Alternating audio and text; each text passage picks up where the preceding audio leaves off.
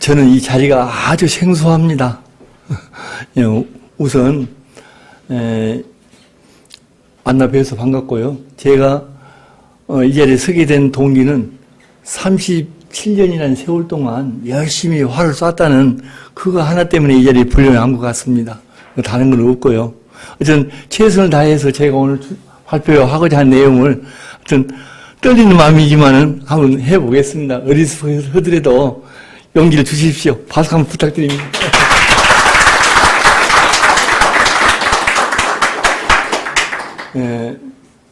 사대에 먼저 들어서게 되면은 대부분이 발디딤을 먼저 생각합니다. 대부분. 왜냐하면 그게 호도는 아닌데 일상 사대에 들어서면 발디딤은 먼저 들어가기 때문에 하는데 실제 활 속에서 응용될 수 있는 부분은 발디딤이 아니라 관역을 상대로 하는 몸통 방향이라고 전제합니다. 저는. 몸통 방향. 관역을 상대로 해서 내가 어떻게 설 것인가. 이 서는 목적은 내가 쏜 살을 보내고자 하는 것을 보내는 적중이 목표입니다. 내가 방향 설정의 목표가. 내가 어떻게 서서 쏘아야 관역을 상대로 해서 내가 살을 보낼 것인가. 보낼 것인가의 관점은 적중이고, 그런 관점을 살펴볼 때,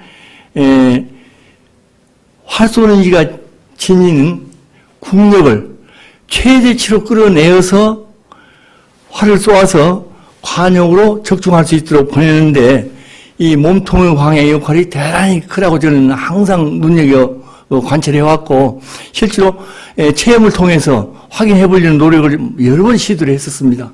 그런 가운데 이번에 의제 제의를 받아서 제가 B8 비전과 원래는 여러분들 아시기는 비전 B8로 알고 계신데 우리 활 속의 고전 가운데 가장 오래된 1777년에 정조 원년에 발간된 사회계례라고 하는 고전이 있는데 거기에서 우리가 알고 있었던 비정 B8이 아니라 B8 비정으로 되어 있어서 제가 워낙 감동을 받았던 이 고전을 따라서 쓰기로 하고 B8 비전이라고 제가 제목을 바꿨습니다. 그러니까 뭐 혼동을 하시지는 않았겠지만은 같은 내용입니다. 그리고 이 B8 비전에 대한 발디딤 틀이 사실 내용을 보면은 팔자도 아니고 정자도 아닌 형태, 그 형태 외에는 아무 제시도 없습니다. B8 비전이라는 한문을 풀어놓고 봤을 때 혹시 의견이 있으시면 말씀해 주시겠습니까? B8 비전이 어떻게 발디딤을 해야 그 틀이 나온가? 제 의견으로는 아무것도 없습니다. 어쨌든 육안으로 봤을 때 관역 쪽에서 이 사대 쪽을 봤을 때 디딤틀 형태가 팔자도 아니고 정자도 아닌 형태를 보여야 한다. 그것입니다. 그런데 이거를 쫓아서 지금까지 각자 개인의 체험을 통해서 각자 개인의 여러분들의 생각과 상식을 통해서 가정해놓고 발표는 많이 있었습니다. 그러나 그것이 현실적으로 사대에서 내가 쏜 살을 보내고자 해서 보내기 위한 조건으로 내가 지닌 국력을 모두 남김없이 끌어내어서 가능한 강력한 활, 가능한 힘을 많이 발휘할 수 있는 센 활을 쏠 수 있는 조건으로 만드는데 몸통 방향의 역할이 발디딤 그 형태와 같이 한다는 사실을 최근에 이제 발견하고 그것을 좀 더 구체적으로 여러분들한테 말할 수 있도록 글을 모아서 이번에 마침 기회를 주셔서 준비를 해서 이 글을 이제 쓰게 됐습니다. 네, 지금 이 자리가 B8 비정을 논해야 할 자리인데 B8 비정은 아까 조금 전에 말씀드렸듯이 형태만 나와 있을 뿐 어느 위치에 B8 비전의 형태를 놓을 것인가 그것은 제시가 없어서 먼저 이 이 제시를 찾기 위해서 휴곡실이라고 하는 몸통 방향을 먼저 설명을 해보겠습니다. 자, 사대에 들어설 때 오늘 오전에 천마장에서 마침 우리 김 교수님의 요청에 못 이겨서 어쩔 수 없이 제가 오늘 시간을 내서 그냥 두서없는 말로 얘기를 했는데, 관역에 들어서서 가장 중요한 것은 내가 발디딤을 어떤 형태로 할 것인가 중요한 것이 아니라, 그것보다도 먼저 중요한 것은 관역을 상대로 내가 어떻게 서서 쏠 것인가. 서서 쏜다는 것은 몸통 방향을 전제하는 것이죠. 몸통 방향을. 그런데 설령 관역을 상대로 해서 몸통의 방향이 나왔다 하더라도, 그 몸통 방향을 통해서 어떤 효과를 얻을 것인가, 어떤 효과를 얻어낼 것인가, 보았을 때, 활을 들고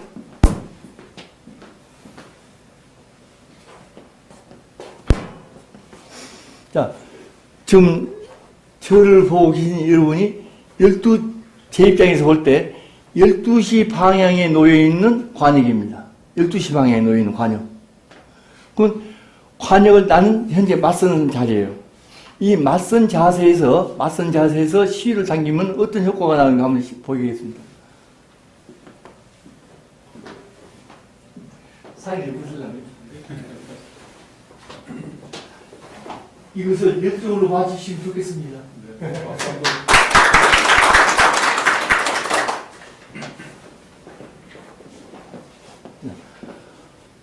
관역을 상대로 맞섰습니다. 자, 시를 당기겠습니다.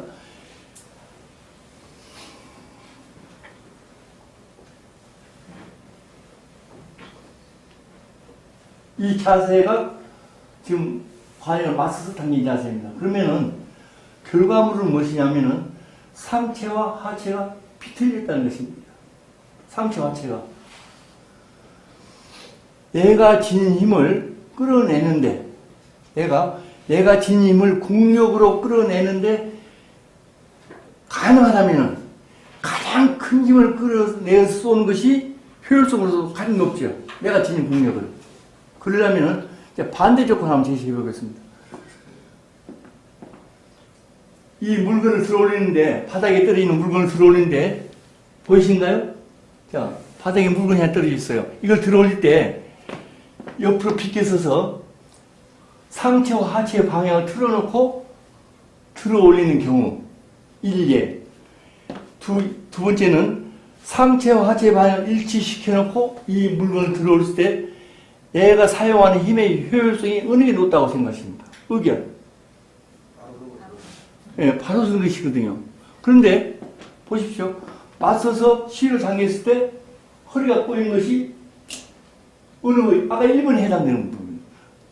내가 지닌 국력을 끌어내는데, 상체와 하체가 일치되었을 때보다도 약한 힘을 끌어낼 수 있는 방법이라는 얘기예요. 이것이 바람직한 것이냐라는 질문을 가지고 시작되어야 합니다. 이 얘기가. 그래서, 우리 선조들께서 어떤 우리에게 지혜를 주셨냐면은 효목실이라는 제시를 통해서 효목복실이라는 제시를 통해서 내가 지닌 힘을 모두 끌어내어서 활에 활용할 수 있도록 하는 전제로 이런 제시를 내렸습니다. 그럼 효목실 자세를 한번 해볼게요. 시위를 당길 때 내가 지닌 힘을 모두 끌어내려면은 아까 전제했듯이 물건을 들어올 때 2번 예로 상체와 하체의 방향이 일치된 상태에서 물건을 들어올렸을 때가 가장 효율적이라는 것을 확인하셨으니까 그 시범을 보이겠습니다. 자, 관역을 상대로 아까 맞서서 시위를 당겨보니까 상체의 방향이 약 2시 방향 정도로 보고 있어요. 12시 방향에서 60도 각도로 틀어서 지금 방향이 만약에 했을 때 상체 방향이 나타났어요. 그래서 하체를 움직여서 상체의 방향과 일치시켜놨어요. 그러니까 전체의 방향이 관역을 상대로 약 2시 방향 정도로 서 있는 것이에요. 제 입장에서 봤을 때. 12시, 1시, 2시. 그러면 아까 어떤 자세든 시를 당기게 되면 상체는 2시 방향이 된다는 사실을 눈으로 확인하셨고, 두 번째 예로 일치되었을 때 들어오는 것이 가장 유일한 조건이었기 때문에 활을 당겨놓은 상체 방향에다가 하체 방향을 움직여서 맞춰놨어요. 자, 이래놓고 이런 조건으로 제가 관역이 들었습니다. 사대에 들어서 미리 2시 방향으로 설정해놓고, 자, 준비를 들어서 쉬를 당기게 되면은 상체와 하체가 일치된 상태에서 당기기 때문에 제 의견으로는 내가 지닌 국력을 최대치로 끌어내어서 활에 활용할 수 있는 자세지 않느냐, 이런 전제가 되는 거죠. 그런데 이것을 내 의견으로 하기 전에 휴목실에다 한번 접목을 해보겠습니다. 휴목실에다가. 자, 맞서서 쉬를 당기면은 상체와 하체의 방향이 엇갈리면서 허리에서 단절감이 생깁니다. 단절감이. 그러니까 상체와 하체가 나눠졌다는 얘기죠. 그럼 내가 지닌 힘을 모두 끌어낸다는 전제는 뭐냐면은 내 몸을 한 덩치로 만들었다는 얘기로 전제했을 때, 한 덩치로. 제가 목소리가 커서 잘 들릴 겁니다. 나이를 보니까 내기가 어두워요. 내기가 어두워서 내가 내 목소리 들으려고 본의 아니게 소리가 크게 나옵니다. 우리 집사람한테서 지적을 받은 얘기입니다. 그래서 확신을 갖고 있습니다. 마이크 없이도 잘 될 걸로. 그렇게 이해해 주십시오. 그러니까,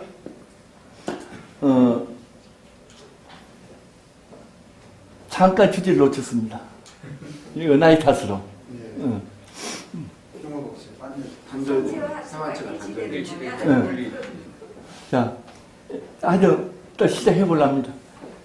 맞서서 시를 당겼을 때 그리고 상체와 하체가 엇갈리면서 한 통이라는, 한 덩치라는 덩어리가 분명히 쪼개지는 사실입니다. 그러면 힘도 분할된다는 얘기죠. 그러면 역할이 하체는 상체를 받쳐주는 자세를 유지해주는 역할을 맡기고, 그러니까 적은 힘으로도 이게 중요합니다. 상체는 활을 펼치기 때문에 최선에서 힘을 나가고 있고, 그러면 결국에는 내가 100이라고 하는 100근을 들 수 있는 힘을 양을 가졌는데, 상체와 하체가 꼬인 상태에서 활을 당겼을 때 두세 근을 양이 감소됩니다. 왜냐하면 하체 쪽에서 힘을 못 씁니다. 받침대로 역할을 하기 때문에. 요거 적당한 예가 될지 모르는데, 맷돌이 이렇게 있어요. 맷돌이 두 개가 합쳐서 정지되어 있을 때는 한 덩치의 무게감으로 바닥을 눌립니다. 그러나 맷돌이 회전을 시작하면은, 위에 것이 회전을 시작하면은 밑에 맷돌은 바닥을 누리는 힘이 그대로 존재하는데, 회전하면서 회전의 때문에 무게가 약간 가벼워집니다. 회전값 때문에. 그런 현상, 꼭 물리적으로 맞다는 얘기가 아닌데, 그럴 것 같아서 지금 내가 예를 삼아서 하니까 그 부분은 책에서 이해해 주시기 바랍니다. 자, 맷돌이 회전돼 버리면은 위에 맷돌의 힘의 양, 무게감으로, 무게에서 나오는 힘의 양으로 갈아냅니다. 그러니까 반으로 감소했다는 얘기죠. 이게 활의 이치가 상체와 하체가 꼬였을 때 그런 현상과 같지 않겠냐고 예를 들었는데, 이해가 되시면 이해가 되신 대로 하고, 제가 말하고자 하는 의도는 충분히 이해하실 걸로 생각하겠습니다. 그래서 그런 약점이 있기 때문에 가능하다면은 흉어복실 자세를 챙겨서 쏘라. 그럼 흉어복실 자세의 이점은 뭐냐면, 한 덩치로 했을 때 내가 지닌 힘을 부리는데 내 몸속에 이 소우주, 이 내 몸 소우주 가운데 힘이 유영하고 있습니다. 지금 유영하고 있는데, 활을 밀고 당기기 위해서 이 힘이 밖으로 나올 때 지지대가 있어야 밖으로 나옵니다. 밀고 당기는 힘으로 영향을 받게 됩니다. 그 질대가 배가 되느냐, 배가 되느냐, 아니면은 어깨가 되느냐. 어깨는 가슴을 포함한 어깨. 그런데 우리 흉어복실에서 제시가 흉허, 복실. 이게 허와 복을 저는 이렇게 풀어냅니다. 선택하지 말아라. 실은 선택해라. 사용해라. 나는 그렇게 일단 봅니다. 예, 한문에 훈으로 와서는 맞아떨어지지 않겠지만은 형이상학적인 접근으로는 접근할 수 있다고 생각해서 저는 그렇게 풀어봤습니다. 그래서 그러면 내 몸을 상체와 하체를 일치시켜서 한 덩치로 만났을 때 그 덩치의 중심이 어디냐면은 이것을 수레바퀴로 한 덩치를 수레바퀴로 봤을 때 복이 지대의 역할을 할 수 있도록 수레바퀴의 축점이 될 수 있도록 가정했을 때 이 위치는 되면 손끝과 발끝의 한 중앙 지점입니다. 즉 수레바퀴의 축과 같은 지점이라는 얘기죠. 여기가. 그래서 이 복이 수레바퀴 축이 돼서 만든 수레바퀴 크기는 그만큼 큰 무게의 짐을 싣고 역할을 할 수 있다는 뜻이고, 만약에 시유를 당겨서 상체와 하체가 꼬여서 허리가 단절돼서 여기서부터 손끝의 중심이 되는 어깨가 이 가슴 부분이 중심이 된 수레바퀴는 크기가 그만큼 적으니까 물건을 실은 양도 적고 무게를 감당할 능력도 적어진다. 그렇게 이제 수레바퀴를 예를 들면 그렇게 풀어갈 수도 있는데, 어쨌든 왜 내가 진 힘을 가능하다면 모두 끌어내어서 활 속에 활용해야 하는가? 그 답은 간단합니다. 간단한데 뭐냐면은 가능한 세간을 써야 이유가, 이것이 전쟁의 시기나 사냥을 해야 할 시기에 파괴력이 그만큼 강해져. 활이 세날수록. 그래, 멀리 비행거리가 커서 멀리 있는 목표물에도 까지 보낼 수 있다는 문제 때문에 가능한 세날을 내가 진 힘을 모두 끌어내어서 내가 발시가 가능한 세날을 쏘게 하는 것이 이 까닭이가 있다고 저는 보거든요. 그래서 그런 걸 바탕으로 해서 내가 지닌 힘 가운데 가장 큰 힘을 끌어내올 수 있는 중심점이 어딘가 봤을 때 그것이 손끝과 발끝의 중심이 복이 되었다. 복, 이 부분. 이 적절, 나는 큰 의미를 알고 하는 말은 아닌데 어쨌든 이가 단전이라고 하는 부분일 수도 있고 배꼽주의 부분일 수도 있고 그렇게 봅니다. 그래서 이곳이 중심이 되고 지지대가 되어서 몸 안에서 운행하고 있는 힘이 밀고 당기는 힘으로 끌어내어서 당긴다. 당길 때 가장 내가 발휘할 수 있는 최대치를 끌어내야겠다. 그게 전제가 흉어복실을 보는 것입니다. 흉어복실로. 그러면 흉어복실을 이루려면은 관역을 상대로 서서 시를 당기기 전에 자세를 갖출 때 어떤 자세를 갖춰야 하는가? 상체와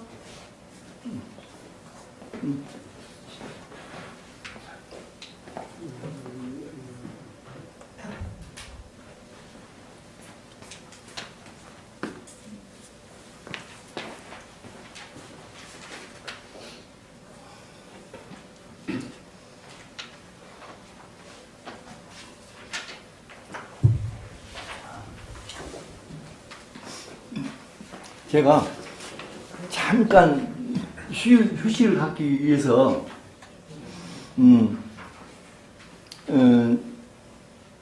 일화를 하나 얘기해야겠습니다. 잠깐 쉬기 위해서 막 이 길을 쫓아가다 보니까 나 자신도 흥분되고 또 이 분위기가 사실은 낯설거든요.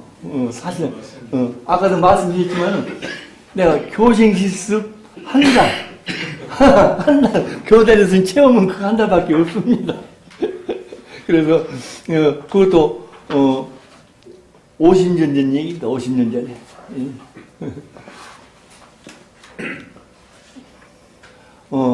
제가 저 자신을 추직해서 여담 하나 하겠는데, 아까 말씀드렸던 사해계례, 1777년 정조 원년에 쓰여진 사해계례라는 책에 만남의 일화입니다. 제가 만남의 일화를 했는데, 18년에, 5년 전입니다. 5년 전에, 서울 국궁동아리 대학연합회에서 강연 초청이 있어서 제가 그 전에는 온각지공사학교에 교장으로 계시는 정진명 선생님이 숭실대학교에서 했답니다. 그래서 이 다음 해에 저를 저한테 전화 와서 강의를 해달라고 그래서 그럼 좋다. 어디서 할 거나. 그러니까 장소를 해라 했더니 마땅한 데가 없다 그래요. 그래서 나 이제 김 교수님 생각에는 화랑님 어떠냐? 그랬더니 그렇지 않아도 저희도 후원해 주신 분이니까 후원 계시니까 정말 좋다고 말씀해 주시라고 그래서 내가 이제 김 교수한테 승낙을 받고 그때가 아마 7월경에 쓰십니다. 그래서 갔더니 저렇게 프랑카도 걸어주시고 준비를 잘 해주셨어요. 그래서 이제 거기서 제 활쏘기 이론이 제목이 이렇습니다. 우리 활쏘기 묘와 수의 이야기. 이 제목이 좀 낯설긴 하지만은 우리 정림현 선생님이 책을 많이 내시면서 좋은 제목을 다 쓰셔버렸어요. 제가 쓸 게 없어 아무리 그래도. 그래서 그냥 이렇게 연구하다 보니까 우리 활쏘기 묘와 수로 하잖아. 그래서 묘와 수로 나누어서 그 얘기 만들어서 근데 이제 만나면서 얘기하고 나오는데 우리 김 교수님이 저한테 그래요. 혹시 사이라는 책 글 아십니까? 난 모른다. 나는 이제 처음 들어보고 이름이 참 예쁘네요. 그랬죠. 이름이 예쁘다고 사이기래. 그러더니 김 교수님이 하신 말씀 이제 지금 생략하고 하신 말씀이 오늘 조명훈님 강연 중에서 사이계례와 일치된 것이다. 이게 약 240년을 걸쳐서 이게 그것을 닮은 의견을 낸 사람을 본다. 그러면 뭐가 일치됐냐면은 흉어복시를 대부분 사람이 흉어복시를 비정비파를 띄놓고 봅니다. 근데 절대 붙여놓고 봐요. 비정비팔이 흉어복실의 근거이고 흉어복실이 비정비파를 형태를 나는 태동하는 근거입니다. 그래서 나는 이 체험을 통해서 흉어복실이 우리 활쏘기에 호흡법이 아니라 가슴을 비우고 배를 채우는 호흡법이 아니라 몸법, 관여를 상대로 어떻게 설 것인가는 몸의 방향을 설정해 주는 것이다 라고 저는 그냥 감히 하고 쭉 주장을 해왔었어요. 근데 사회계에서 흉어복시는 몸신입니다. 몸법으로 나와 있습니다. 그러니까 우리 김 교수님이 거기서 일치성을 확인하신 거죠. 그 다음에 우리 활쏘기에 완성은 무엇이냐면은 완성을 이루는 것은 성패, 활쏘기가 되느냐 활쏘기가 되지 않아야 못했느냐 하는 성패를 가름하는 것은 어디가 있냐면 어떻게 섰느냐도 물론 당연히 중요한데 저는 이렇게 주장을 했습니다. 팔씨다. 팔씨가 활쏘기의 성패를 가름하는 것이고 나머지 문제는 성패를 가름하게 할 유리한 조건을 제시하거나 불리한 요건이 되어서 활에 접목된 것이다. 저는 그렇게 주장했는데 그 부분 활쏘기의 가장 핵심 영역을 주장한 부분이 사회계례와 일치해서 좋은 얘기를 말씀드렸다고 얘기해 주셨어요. 해 주시면서 저보고 한 번 더 관심 갖고 이 글에 대해서 제 입장에서 한번 풀어보실 생각 없냐 해서 제가 주시라고 그때 원문을 보내주셔서 마침 제가 광주 무등정 사두를 하면서 부사두로 계셨던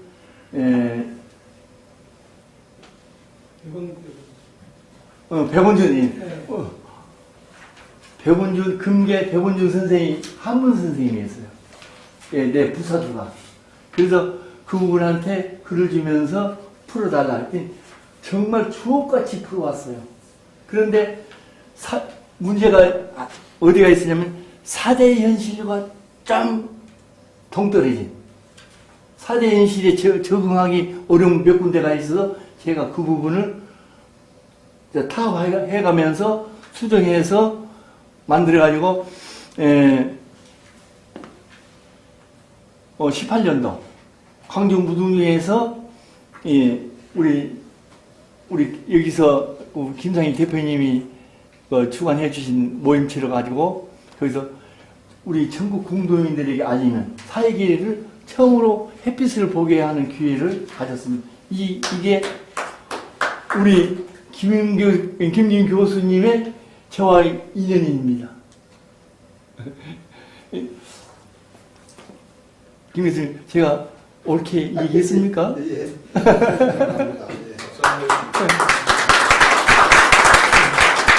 이 박수는 일리 가야 합니다. 그래서 이것은 제가 공식적으로 뒷날 내가 죽고 없어도 이 일화가 남았으면 좋겠다는 생각이 들어서 오늘 굳이 이 자리 빌려서 얘기를 했습니다. 뒷날 누가 뭐라고 말할 수 없지요. 이건 산 증거입니다. 그렇게 이해해 주시기 바랍니다. 잠시 여담으로 시간이 얼마나 남았습니까? 예, 한 10분 정도. 예. 그럼 이제 바로 발디딤과 일치성으로 들어갑니다. 자, 무슨 얘기냐? 환역을 상대로 내가 섰을 때 몸통 방향이 시위를 당겼을 때, 만잡했을 때 상체와 하체가 방향이 일치된 상태를 유지하는 것이 내가 지닌 힘을 모두 끌어내어서 활 속에 활용할 수 있는 적절한 조건이라고 했는데 그분을 이해해 주시기 바랍니다. 앞으로 또 설령 사대에서 공부하실 때도 가능한 어색하더라도 그 공부 안 되셔서 어색하더라도 꼭 만작했을 때 상체와 하체가 일치될 수 있도록 자세를 갖춰주시기 바랍니다. 그러면은 자 내가 환영 상대로 들어서 2시 방향 정도로 예측하고 만약했을 때 일치할 걸로 예측하고 2시 방향으로 들어서서 발디딤을 자연스럽게 어깨에 넣는 만큼 벌려서서 딛고 서서 보니까 고개를 숙여서 내려보니까 내가 봤을 때는 8팔자를 뒤집어놓은 모양이에요. 8팔자 이렇게 뒤집어놓은 모양이에요. 그런데 거기서 저를 한번 보십시오. 팔자도 아니고 정자도 아닌 모양이에요. 뼈가 비팔비경이에요. 그러니까 휴복실의 조건과 비팔비경의 조건을 충족시키는 만남이라는 얘기죠. 말하자면 근거적. 아까 제시에서 찾아볼 수 없었던 비팔비경의 제시에서 찾아볼 수 없었던 팔의 위치가 나온 것이죠. 위치. 형태는 당연히 비팔비경이고 내가 어떻게 딛고 서야 할 것인가. 위치가 나온 것이죠. 이 위치를 자연스럽게 서하면 약간의 위치가 방향이 앞꿈치 방향이 약간 사람마다 다를 수가 있어요. 그런데 그동안에 제 체험을 통해서 경험한 바로는 앞꿈치 방향을 약간의 조절을 통해서 뒤꿈치 뒷발의 앞꿈치 방향을 약간 조절을 통해서 구성해 놓으면은 어떤 효과가 있냐면 8시 이후에 몸통의 흔들림을 극소화시킬 수 있는 효과가 있다는 것을 제가 이제 체험을 통해서 관찰했어요. 그러면은 그게 뭐냐면은 자 손으로 해도 되겠죠? 앞발의 앞꿈치 방향을 만작했을 때 얼굴의 방향과 일치를 시켜놓고 만작했을 때 몸통 방향 2시 방향과 뒷발의 앞꿈치 방향을 일치시켜 놓는 거예요. 약간의 조절을 통해서. 그러면은 어떤 효과가 있냐면은 만약에 내가 앞발을 12시 방향으로 했을 때 그거 찾을 수 있을까? 그래프. 내가 예상을 못했네. 예, 그냥 할게요. 이 지금 아까 얘기했죠? 내가 내려다보는 그림이에요. 근데 이 그림을 관역을 여기서 봤을 때 이 모양이 된다는 얘기. 이 모양으로 본다는 얘기죠. 이 관역이 옮겨놨고. 이해가 되신가요? 예. 자, 그런 이 앞발의 앞꿈치를 12시 방향으로 쓰는 거예요, 이렇게. 이게 뒷발을 어떻게 섰든 간에 이 발을 이렇게 씌워놓고 몸통은 2시 방향이고 앞발의 앞꿈치는 12시 방향을 보고 있어요. 그래 놓고 만작을 해서 팔씨를 하고 나면은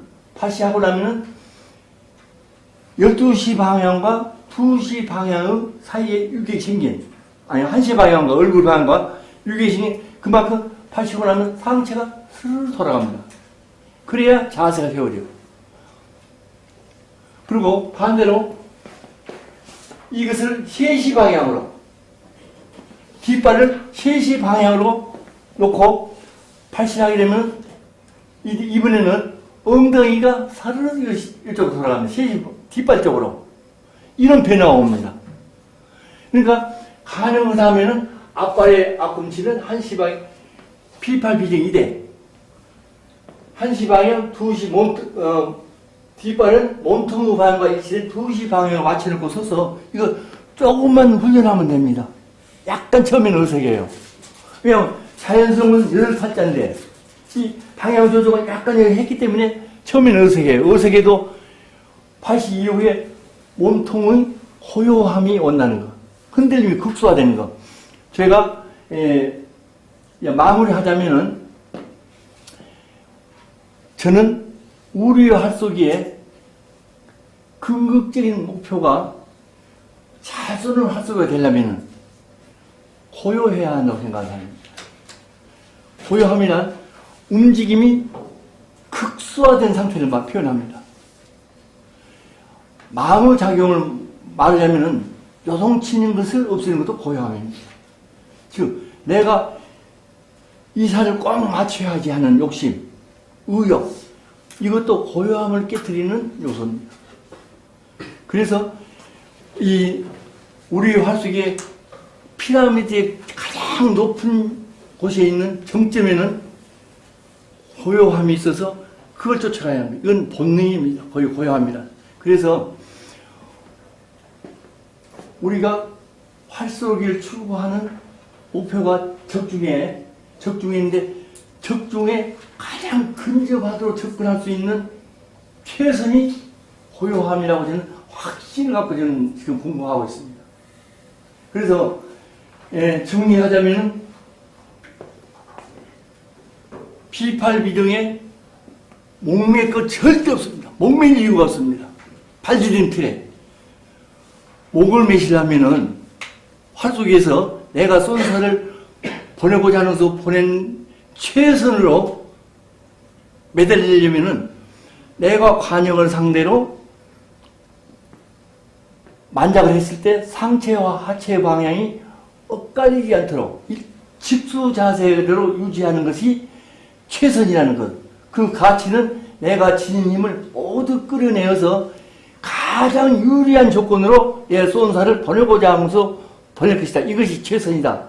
그래서 결국 발디딤과 몸통 방향은 일치한다. 그 근거로서 오늘 이 얘기는 수서 없이 여기서 마치도록 하겠습니다.